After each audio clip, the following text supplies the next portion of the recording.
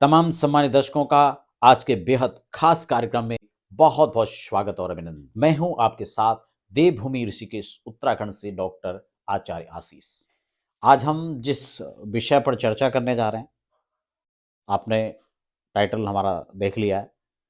हम बात कर रहे हैं कि साढ़े साती मेष राशि के लिए वरदान साबित होगी या फिर अभिशाप। क्योंकि ये इसलिए आज का जो चैप्टर महत्वपूर्ण है वो इसलिए भी है क्योंकि इसको लेके लोगों के मन में एक भय रहता है कि साढ़े साती प्रतिकूल वातावरण को ही लेके आएगा, जबकि ऐसा बिल्कुल भी नहीं है। साढ़े साती के शुभ और अशुभ परिणाम किस प्रकार से हम लोग देखेंगे, खासकर 2026 किस प्रकार से क्या संभावनाओं को लेकर के आ रहा है, हम उसको समझेंगे। बोर्ड आपके सामने है, मेष राशि का ये चार्ट मैंने यहां पर तैयार किया है। आप सोच रहे हैं कि इसमें मैंने ग्रहों को सारा नहीं दर्शाया, जबकि इसमें 4 ग्रह ही मैंने इसमें लिखे हुए हैं।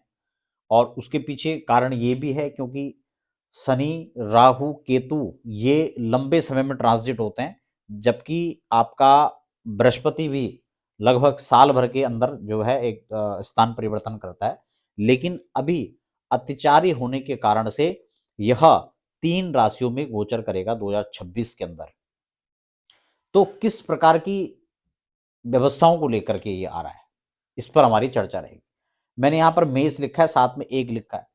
जब हम कुंडली में किसी भी अंक को देखते हैं तो वो राशि ही कहलाती है, लेकिन यहां पर आप इसको मेष लग्न वाले और मेष राशि वाले, यानी लगन चार्ट में जिनका यहां पर मेष लिखा हुआ वो भी इसको समझें, और जिनकी राशि जहां पर अगर एक अक्षर कहीं भी है और उसमें चंद्रमा है तो उनकी मेष राशि बनती है। और अगर आपके लगन में, लगन चार्ट के अंदर फर्स्ट हाउस में 1 लिखा हुआ है तो ये आपका लगन हुआ। तो इस प्रकार से आप इसको समझिए। सबसे पहले हम देखेंगे कि शनि आपके द्वादश में जा रहे हैं, साढ़े साती मेष राशि वालों को ले है। लेकिन साढ़े साती का ये फर्स्ट फेस आपको अभी झेलना पड़ रहा है। साढ़े साती जीवन काल में लगभग 2 से या 3 बार, लगभग 2 से 3 बार हर व्यक्ति को लगभग उनके जीवन में आती है। साढ़े साती आने का मतलब यही है कि शनिदेव न्याय प्रिय ग्रह हैं, न्याय के देवता कहे जाते हैं। वो जीवन में आपने किस प्रकार का कर्म किया है तदनुरूप आपको फल देने आते हैं। और इसीलिए आपने देखा होगा कि शनि की जो साढ़े साती है वो विचित्र परिणाम देने वाली होती है। कभी कभी यही साढ़े साती व्यक्ति को बहुत उच्चस्थ पदों पर लेकर जाती है, और कभी कभी यही साढ़े साती जैसे ही मनुष्य के जीवन में आती है तो मानो कि उसकी लंका लगा दी। उसको लगता है हर तरफ से जो है वो पस्त हो चुका है, हर तरफ से परास्त हो चुका है। तो ये भिन्न भिन्न परिणाम कैसे जीवन में देखे जाते हैं, और ये अच्छा होगा या खराब होगा इसको समझे कैसे, ये सबसे महत्वपूर्ण चीज है। क्योंकि साढ़े साती केवल आपको डुबाने नहीं, आपको तारने भी आती है। साढ़े साती एक समुद्र है, और निश्चित रूप से इस समुद्र में व्यक्ति तैरता भी है और डूबता भी है। दोनों काम होते हैं, पार भी होता है। अगर पार होता है तो उस छोर पहुंच जाता है, अपनी मंजिल को प्राप्त कर लेता है। और अगर बीच में ही डूब जाता है तो फिर जीवन लीला समाप्त हो जाती है, फिर बचने का कोई चांस नहीं है यहाँ पर। तो इसीलिए जो साढ़े साती का दौर है वो व्यक्ति के जीवन काल में जब भी आती है, या तो सुनामी की तरह वो सब ले जा लेती है, या फिर वो सब कुछ दे के आती है। तो मेष राशि वाले और मेष लगन वाले इस बात को समझेंगे। आपके इस वर्ष के अंदर देवगुरु थर्ड हाउस पर प्रथम चरण में साल के वर्ष के शुभारंभ में यहां पर होंगे, और तद उपरांत जो है जब ट्रांजिट करेंगे तो आपके जून के महीने में वो यहां पर आएंगे, और फिर अक्टूबर में यहां पर आ जाएंगे 31 अक्टूबर। तो 3 बार गुरु का परिवर्तन आपके उसमें होगा, और वर्षांत तक शनि यहीं पर रहेंगे, जबकि राहु भी लगभग यहां पे रहेंगे इस साल में लगभग, ठीक ना। तो मेष राशि वालों को क्या यहां पर खास बात जो समझने की है कि शनि आपकी राशि से, आपकी लगन से द्वादश में गोचर कर रहे हैं। द्वादश शनि के लिए ही एकमात्र ऐसा है कि यहां पर शनि का जो प्रोडिक्शन है वो खराब नहीं कहा जाता। लेकिन ये भाव तो व्यय भाव है, खर्च का भाव है। तो निश्चित रूप से यहां पर खर्च होगा। किस चीज का खर्च होगा? ये धन के मामले में लगाएं, या फिर आपके समय के मामले में लगाएं, आपकी व्यवस्थाओं के हिसाब से देखें, तो सारी चीजों को हम इसी स्थान से चिन्हित करने वाले हैं। और व्यय भाव के अंदर जब इनका स्थान यहां पर रहेगा तो इनकी दृष्टि यहां पर रहेगी। सबसे पहले शनि की दृष्टि पड़ेगी आपके सेकंड हाउस पर, तीसरी दृष्टि, और उसके बाद सातवीं दृष्टि कहां पड़ेगी, 2 3 4 5 6 7, सातवीं दृष्टि आपकी यहां पर पड़ेगी।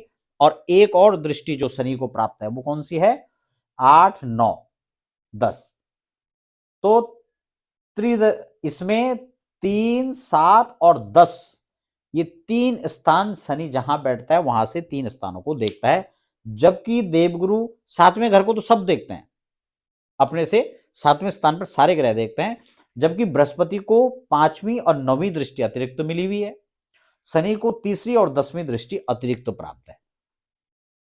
कॉन्सेप्ट क्लियर हो गया। तो जिस समय शनि द्वादश में है, आप अपने समय को खर्च करेंगे, आप अपने धन को खर्च करेंगे।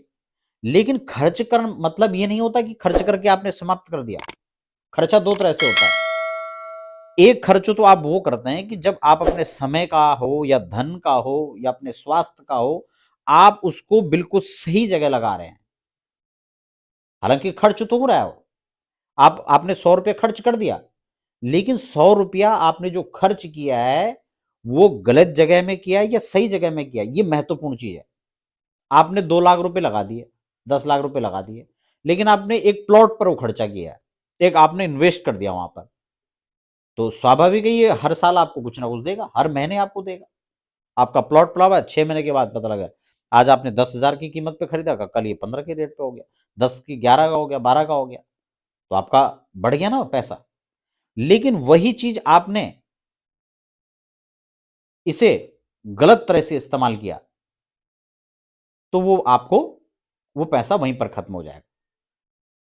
मान लो ये यहां पर द्वादश में, मान लो कि ये कहीं आपने खान पान पर गलत तरीके से पैसे उड़ा लिए, कहीं आपने अपने मित्रों के साथ में आप कहीं पार्टी करने लगे, रात डीजे बज रहे हैं, अनाप शनाप आप खर्च कर रहे हैं, वहां ड्रिंक कर दिया, पार्टी में कुछ और अनाप शनाप कर दिया, पता लगे पुलिस आ गई, धर दबोचे, आप पे पेनल्टी पड़ गई, तो जो खर्च आपने किया उसके अतिरिक्त भी आपको तत्काल उसका जो परिणाम था वो आपको तत्काल मिल गया। लेकिन अक्सर क्या होता है कि शनि की इस पीरियड में जब ये द्वादश में होता है, ये खर्चे तो करवाता है, अनाप शनाप खर्चे कराता है। शनि की 7.5 प्रथम चरण में कष्टकारी बहुत ज्यादा नहीं होता है। अक्सर ये आपको पहले चरण में देने का काम करता है, आपको अच्छा आपके तदनुरूप माहौल मिलेगा। आपको जो है खान पान का शौक है तो आपको वो देने लगा, आपको यात्रा करने का शौक है आपको वो देने लगा, आपको जो चीज चाहिए वो प्रथम प्रहर में प्रथम चरण में आपको मिल रहा है। आपको लग रहा है बहुत अच्छा चल रहा है, हमारे लिए तो 7.5 बहुत अच्छा है। कुछ लोगों के लिए जीवन काल के स्टार्टिंग में ही शनि 7.5 दुष्प्रभाव देने लगती है। ये डिपेंड करता है आपकी कुंडली के अंदर शनि की क्या पोजीशन है, या और उस समय क्या दशाएं चल रही हैं और ग्रह किस रूप में चल रहे हैं, तो इसके हिसाब से भी उसका परिणाम देखा जा सकता है। तो प्रथम चरण में अक्सर जो है शनि आपको अभिशाप बन करके नहीं बल्कि वरदान बन करके आता है।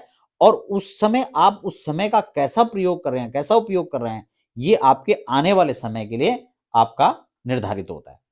अगर आपने उस दौरान अच्छे काम किए, आपने किसी के परिश्रम का उसको धन नहीं मारा, आपने कोई गलत काम नहीं किया, आपने अपने समय का उपयोग अच्छा किया, आपने अपना धन का उपयोग अच्छा किया, आपने अपना मन का उपयोग अच्छा किया, तो निश्चित रूप से जो इनकी धन भाव पर दृष्टि पड़ रही है ये अब कुदृष्टि नहीं पड़ेगी। उसके बाद ये यहां से यहां पहुंचेंगे और तब सेकंड आपका जो है ये ढैया स्टार्ट होगी। आप समझ रहे हैं? और तब इसकी दृष्टि यहां परिश्रम पड़ जाएगी तो आपके धन भाव को यहां से क्लियर हरी झंडी मिल जाएगी, तो आपका ये भाव और ये भाव दोनों सुरक्षित हो जाता है। और जब फिर ये यहां से भी परिवर्तन करके यहां आते हैं तब इन शनि की दृष्टि आपके यहां से और यहां से खत्म होकर यहां आ जाती है, आपके सुख का भाव हरी झंडी मिल जाती है, क्लियर हो जाता है। तो ये यहां पर जो है इसको खास बात समझने की है, ठीक है ना।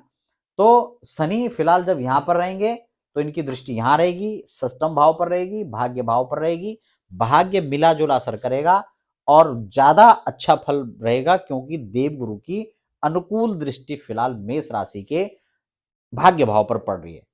तो 2026 इस मायने में भी विशेष रहेगा क्योंकि देवगुरु की अमृतमय दृष्टि यहां पड़ रही है, इसलिए शनि का प्रभाव भाग्य भाव पर नगण्य हो जाता है। क्लियर हो गया? तो मेष राशि के लिए कैसे वरदान साबित हो सकती है, हम इस विषय पर चर्चा कर रहे हैं। उसके बाद हम देखेंगे कि जब 4 जून को ये परिवर्तन होगा, कर्क राशि पर आ जाएंगे, तो यानी कि यहां पर आ जाएंगे 4th हाउस में, तो इनकी दृष्टि यहां पड़ेगी। अभी वर्तमान साल के शुभारंभ में इनकी दृष्टि सप्तम भाव पर, नवम भाव पर और भाग्य भाव पर पड़ेगी। ये तीनों दृष्टियां इनकम भाव पर पड़ेगी, तो इनकम के स्रोत अच्छे बढ़ेंगे। राहु यहां ऑलरेडी पड़ा हुआ है, ये और इसको बल प्रदान करेगा, और राहु की शुभता, बृहस्पति की दृष्टि यहां पड़ने से राहु भी शुभ फल देगा।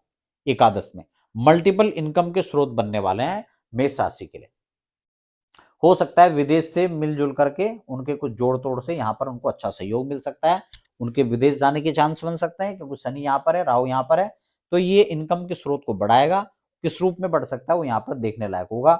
यहाँ पर शेयर, लॉटरी, सट्टा, इन सब से भी धन आने की योग बनते हैं। ठीक है ना। षष्ठम भाव पर गुरु की दृष्टि रहेगी, आप ऋण, रोग, रिपो इनसे मुक्त हो सकते हैं। आपने कोई बड़ा कर्जा लिया हुआ है, आप उसको चुकता करने का विचार करें, उसके लिए आप तैयारी करें। कोई न्याय में कोई न्याय प्रक्रिया कोई चल रही थी, अदालतों के चक्कर आपके लग रहे, तो उससे आप मुक्त हो सकते हैं। तो ये प्रथम प्रहर में आप इन चीजों के लिए प्रयास करें, आप यहाँ से निकल सकते हैं। शादी जिन लोगों की नहीं हुई है, तो वो 4 जून से पहले, यानी जून से पहले वो प्रयास करें, उनके रिश्ते पक्के हो सकते हैं। आपकी पार्टनरशिप लाइफ जो है वो अच्छी हो सकती है। तो ये सारी चीजें यहाँ पर मेष राशि के लिए अपॉर्चुनिटी यहाँ पर देखी जा सकती है। सेकंड इसमें जो है शनि का तो ये प्रभाव मिला जुला जो है वो वर्ष के शुभारंभ में और मध्य अंत तक इसी प्रकार से रहेगा। ठीक है ना। और हाँ, आपका यहाँ पर और यहाँ पर इसका प्रभाव रहेगा, लेकिन देवगुरु का परिवर्तन मेष राशि के लिए इस रूप में रहेगा। साढ़े साती का प्रभाव मैंने जैसे आपको पहले बता दिया, वर्ष के शुभारंभ में आप मेहनत करें, परिश्रम करें और अपने काम पर आप अपना फोकस रखें। और शनि जब इस प्रकार से व्यक्ति परिश्रमी होकर के आगे बढ़ता है, कोई गलत कार्य नहीं करता है, तो निश्चित रूप से आने वाले समय में उसको उसके अच्छे परिणाम मिलते हैं। तो साढ़े साथी का प्रथम प्रहर जो है मेष राशि के लिए कोई खराब नहीं जाने वाला है। 2026 इनको बहुत अच्छा रिजल्ट यहाँ पर देने वाला है। कारोबार में तरक्की, उन्नति यहाँ पर देखी जा सकती है। और वैवाहिक जीवन के दृष्टिकोण से भी देखा जाए तो अच्छा है। जिन लोगों के विवाह नहीं हुए उनके लिए ये शादी का योग भी यहाँ पर देवगुरु के अमृतमय दृष्टि से मेष राशि के लिए बनता हुआ नजर आ रहा है। तो ये सारी चीजें यहाँ पर अनुकूलता दिखा रहा है मेष राशि के लिए। तो फिलहाल ये कार्यक्रम था, हमें दीजिए इजाजत, मिलते हैं फिर अगले नए कार्यक्रम के साथ। तब तक के लिए दीजिए इजाजत, धन्यवाद।